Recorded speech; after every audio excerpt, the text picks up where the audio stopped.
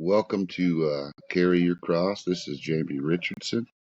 Today we'll be speaking of the parable of the fig tree. It's a must know about the end times.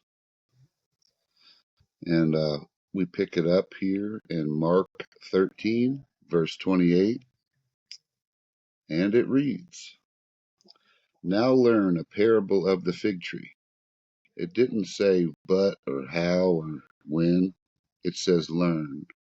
And this is why I'm covering it. When her branch is yet tender, and putteth forth leaves, ye know that summer is near. 29. So ye in like manner, when ye shall see things come to pass, know that it is nigh, meaning now, even at the doors. 30.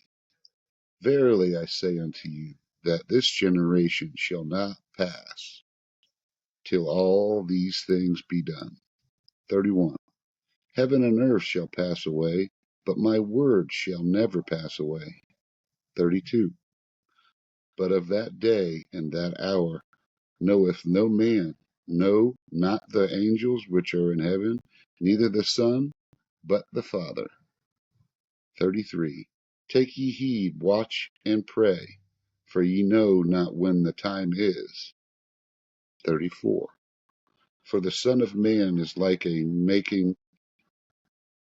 taking a far journey, who left his house, and gave authority to his servants, and to every man his work, and commanded the porter to watch.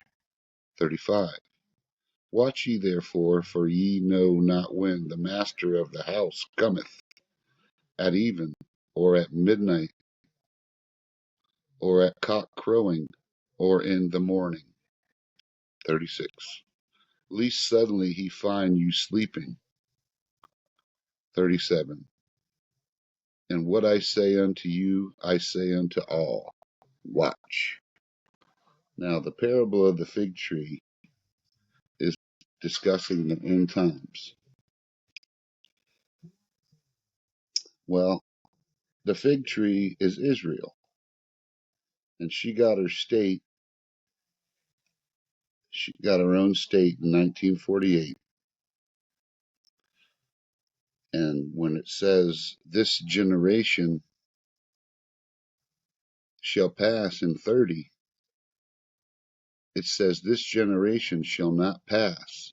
So if you take the state, 1948, and do the generation, how long do we live? 80 years, 100 years? It's close. Generations, they usually in the Bible will talk about generational curses or generational anything about that is usually 100, 60, or 40 years.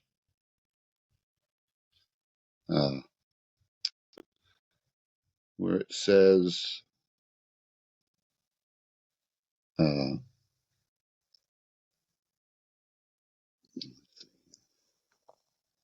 with me. Well, the parable of the fig trees about the end times from 1948. So you figure 1948, and that generation, so your grandparents, they shall not pass away until he comes. That's the warning, and you shouldn't know the hour. No one knows when exactly, but we're supposed to watch and be vigilant.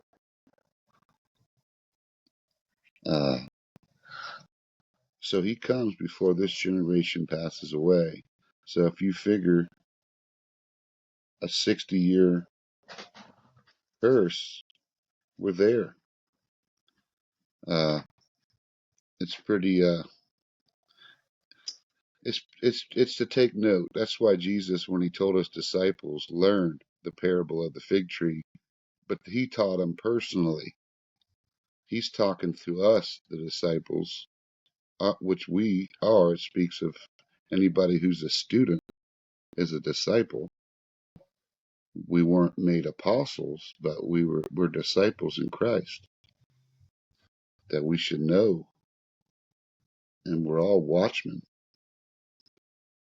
So the time's near. Another thing I wanted to check out is Ephesians. Speaking of those elect, let's turn to Ephesians chapter 1.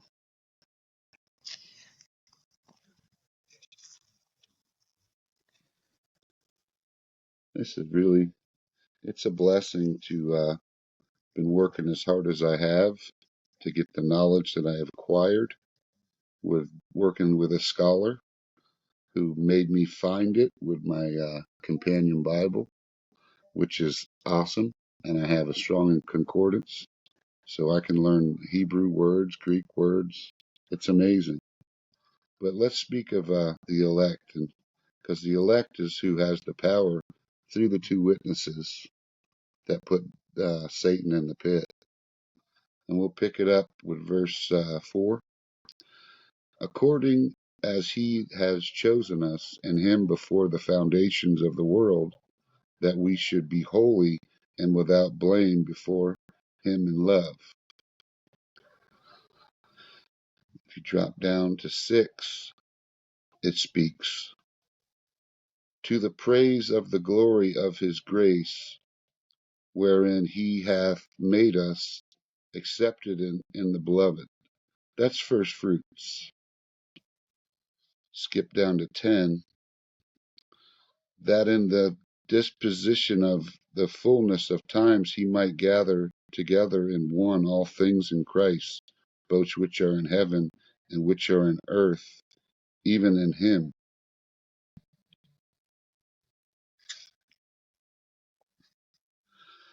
That is who gets taken first, because that is when they're speaking of the Antichrist. And we'll continue with 11.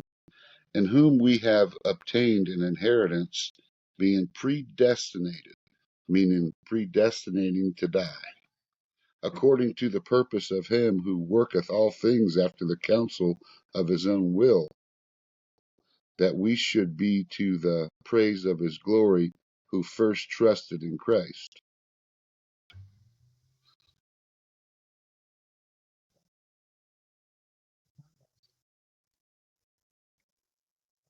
See, that's back to 10. That in the disposition of the fullness of the times he might gather together in one all things in Christ, both which are in heaven and which are in earth, even in him. He's the son of perdition. He's predestinating to die. That's See, Paul's talking to the Ephesians here about what to watch for, because the ones that speak of first are the ones that go in the rapture theory and are taken away. I'd like to go here to another place. Let's go to Romans chapter 8.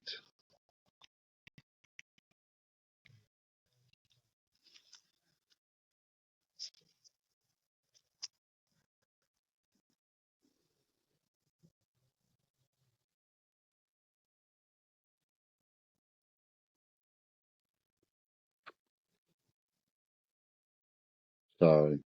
Let's go to Thessalonians chapter 4, verse 3. I'll let you get with me here for a second. This is what I've come to find out. What's the rapture theory? Verse 4, 1 Thessalonians, verse 3. For this is the will of God, even your sanctification, that you should abstain from fornication. 4. For every one of you should know how to possess his vessel in sanctification and hour, not in the dust of concupiscence, I guess, even as the Gentiles which know not God, that no man go beyond and defraud his brother in any manner, because that the Lord is the avenger of all such, as we also have forewarned you and testified. 7. For God hath not called us unto uncleanness, but unto holiness. 8. He therefore despiseth not man, but God, who had also given us his own Spirit. See, that's to me that's has speaks a lot of that.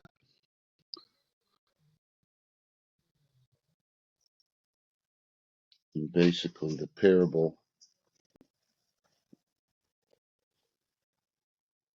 of the fig tree.